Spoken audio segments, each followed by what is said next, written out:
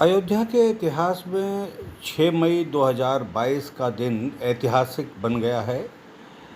मुख्यमंत्री योगी आदित्यनाथ ने अयोध्या में गुप्तार घाट पर सरयू नदी के तट पर महाराणा प्रताप की विशालकाय प्रतिमा का लोकार्पण किया है। महाराणा प्रताप की भव्य प्रतिमा के अनावरण एवं सम्मान समारोह में शामिल होने के लिए पहुंचे मुख्यमंत्री का आयोजक संस्था की ओर से जोरदार स्वागत किया गया। उन्हें अंग वस्त्र देकर और मालाएं पहनाकर उनका स्वागत किया गया। आयोजक संस्था की ओर से मुख्यमंत्री को साफा पहनाकर भी उनका सम्मान किया गया। उन्हें प्रतीक चिन्ह प्रदान किया गया।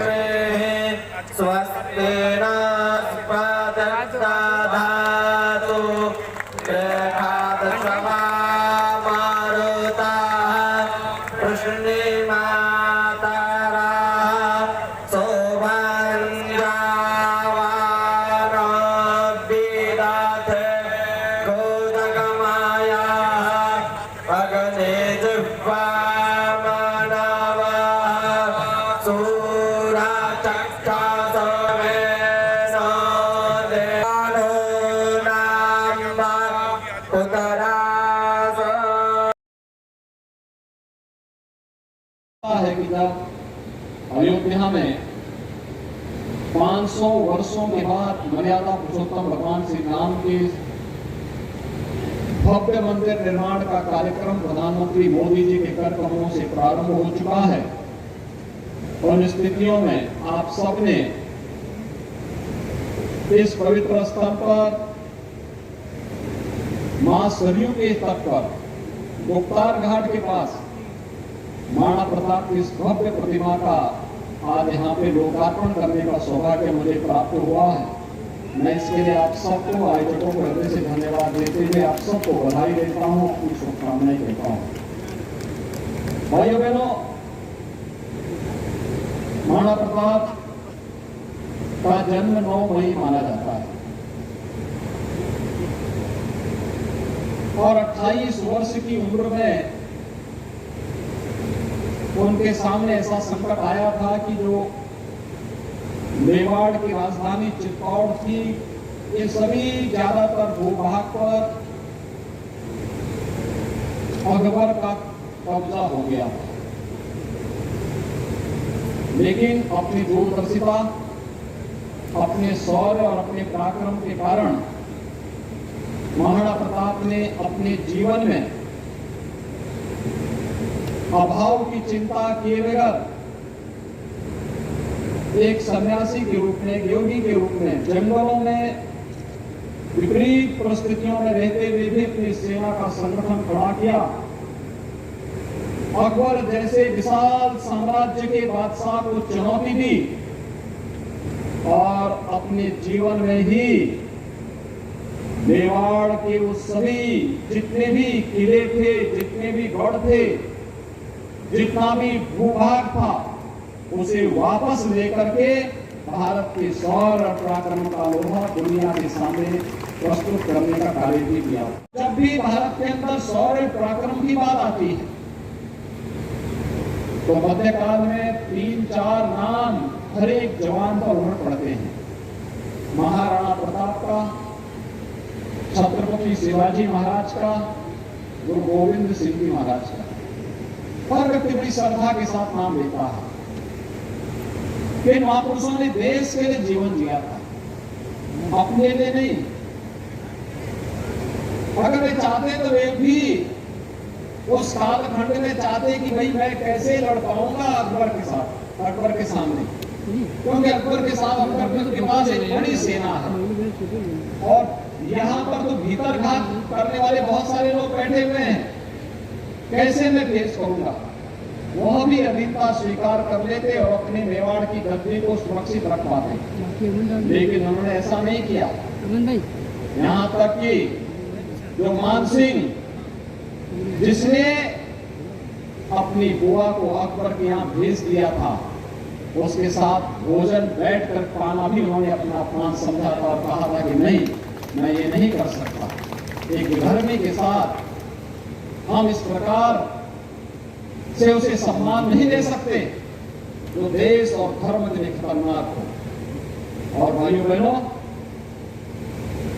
मर्यादा पुरुषोत्तम भगवान श्री राम के इस पावन धाम पर, जब भगवान श्री राम के इस पावन धाम पर हम लोग महाराणा प्रताप की इस भव्य प्रतिमा का उद्घाटन का कार्यक्रम कर रहे हैं, मैं सबसे पहले आयोजकों को इस बात के लिए धन्यवाद दूंगा कि उन्होंने बहुत अच्छा स्थान चयन किया है इस कार्य के लिए, क्योंकि एक यहाँ पर जो घाट है ये वही घाट है जिस पवित्र घाट को मर्यादा पुरुषोत्तम भगवान श्री राम ने अपनी अंतिम यात्रा के लिए चुना था।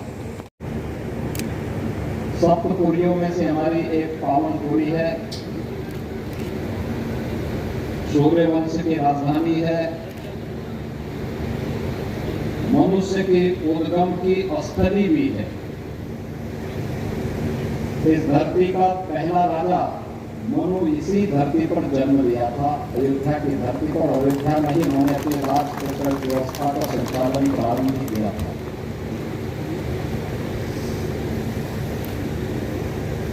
दुनिया की सबसे पवित्र नदी मानी जाने वाली मां सदृश गंगा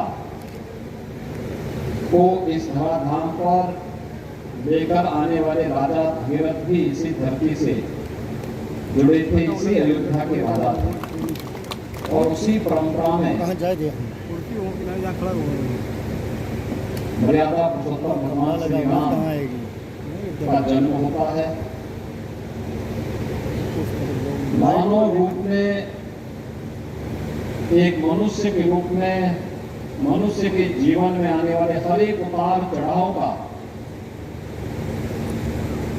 सामना करते हुए उस कालखंड में उन्होंने मर्यादा का विपाट प्रत्येक मानवीय व्यवस्था पर विश्वास करने वाले नागरिक के सामने जो तय किया, आज भी वह हम सब के लिए उसी प्रकार की प्रेरणा का एक केंद्र बिंदु बना हुआ है। तो जगह दूसरी नहीं हो सकती। एक आपने सेपरेट पार्क बनाया है, यहाँ पे प्रशासन के सहयोग से मिलकर आवागमन में कोई बाधा नहीं, और पार्क के दोनों ओर मार्ग है। जो भी यहाँ से गुजरेगा, महाराणा प्रताप का नाम उसके जेहन में एक बार जरूर आएगा, उनका शौर्य, उनका पराक्रम, उनका बलिदान उनके दिमाग में जरूर आएगा कि देश और धर्म के लिए जीने वाला भारत माता का एक ऐसा महायोद्धा इसी कालखंड में इस देश में आया था और गुलामी की बेड़ियों को तोड़ने के लिए जो जज्बा हमारे अंदर पैदा कर गया था, उस जज्बे के कारण ही इस देश में जब भी चेतना सुप्त हुई, तो सुप्त चेतना को जागृत करने के लिए महाराणा प्रताप का नाम स्मरण किया, तो सुप्त चेतना जागृत होती हुई दिखाई दी और भारत लड़ाई लेता हुआ विधर्मियों के खिलाफ, विदेशी शक्तियों के खिलाफ उठ खड़ा होता है। और भाइयों बहनों, आज एक भारत, नए भारत की कल्पना प्रधानमंत्री मोदी जी ने की है, जो उसी श्रृंखला का हिस्सा है। आज अयोध्या सज रही है। दीपोत्सव के माध्यम से दुनिया एक तक होकर के अयोध्या के दीपावली के कार्यक्रम को देखती है। अयोध्या में भगवान राम की जन्मभूमि पर भगवान राम का भव्य मंदिर का निर्माण हो, कौन ऐसा भारतीय होगा जो इसमें सहयोग देने के लिए तैयार है?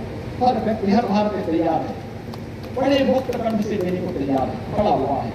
और आज उन सब के सहयोग से भगवान राम का भव्य मंदिर के निर्माण का कार्य भी यहाँ पर पूरी मजबूती के साथ आगे बढ़ रहा है।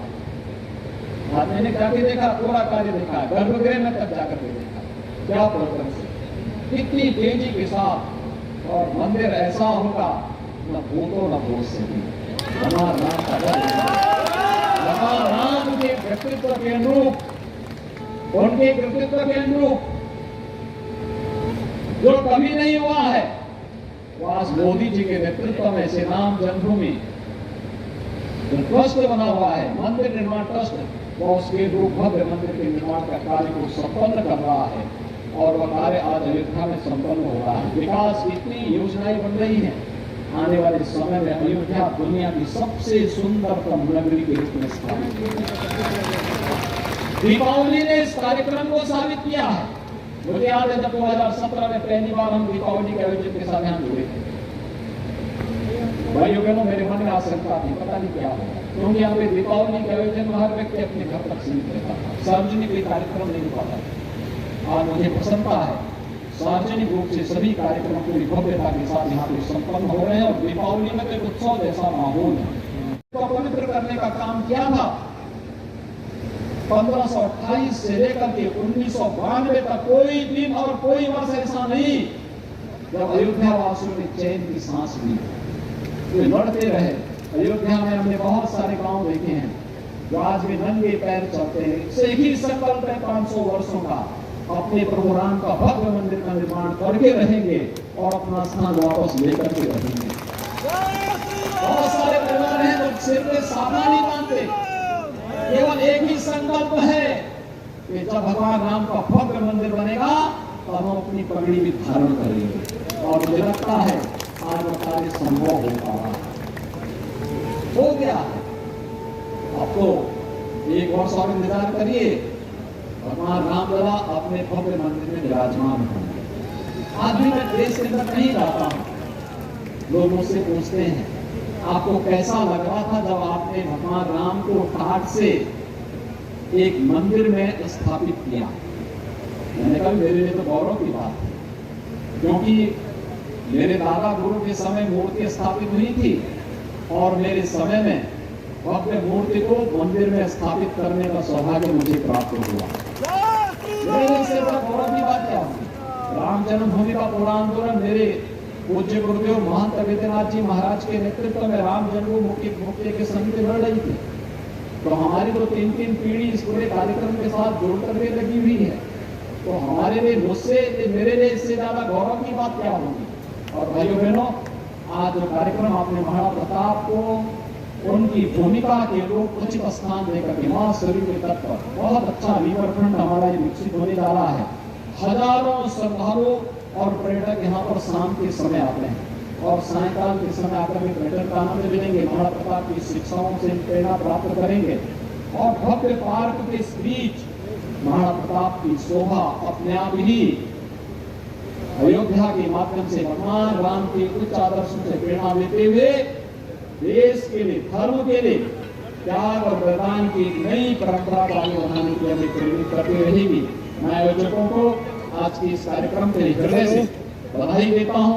आप सबको अपनी शुभकामनाएं देता हूँ और विश्वास व्यक्त करता हूँ कि हम सब मिलकर के अयोध्या की सुंदरतम नगरी के रूप में स्थापित करते हैं। अयोध्या में वह सब कुछ देंगे जो अयोध्या की आवश्यकता होगी और उत्तर प्रदेश वह सब करेगा जो नए भारत के आवश्यकता के अनुरूप होगा।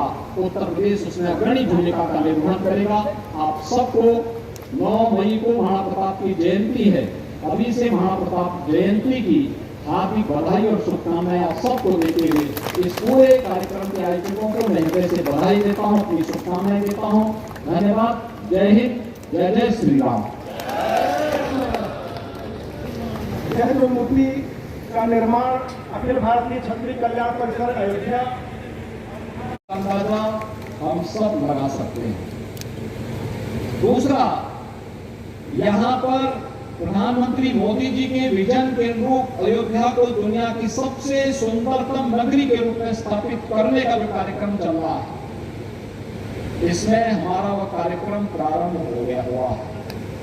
आज मैं मेरे साथ मंत्रियों का एक समूह अयोध्या के विकास के कार्यों की समीक्षा करते हुए ही हम लोग लगातार अलग अलग ग्रुप से मुलाकात भी किए हैं, अलग अलग कार्यक्रमों के साथ भी जुड़े हुए हैं। सुबह सुबह मैं आया था, हनुमानगढ़ी में दर्शन किया, दर्शन करने के बाद राम जन्मभूमि में भगवान श्री राम का दर्शन किया, मंदिर के निर्माण कार्य की प्रगति को नजदीक से देखा, फिर वहां से गए प्राथमिक स्वास्थ्य केंद्र का निरीक्षण किया, अयोध्या के विकास के लिए जो 8 ओवर ब्रिजेज बन रहे हैं, ऊपरगामी सेतु बन रहे हैं, उनमें से कुछ का निरीक्षण किया, कुछ की समीक्षा की और फिर वहां से हम लोग एक बेसिक शिक्षा परिषद के स्कूल में भी निरीक्षण करने के लिए गए कि कैसे अध्ययन हो रहा है, क्या सुविधाएं हैं, बच्चों के मन में क्या भावनाएं हैं।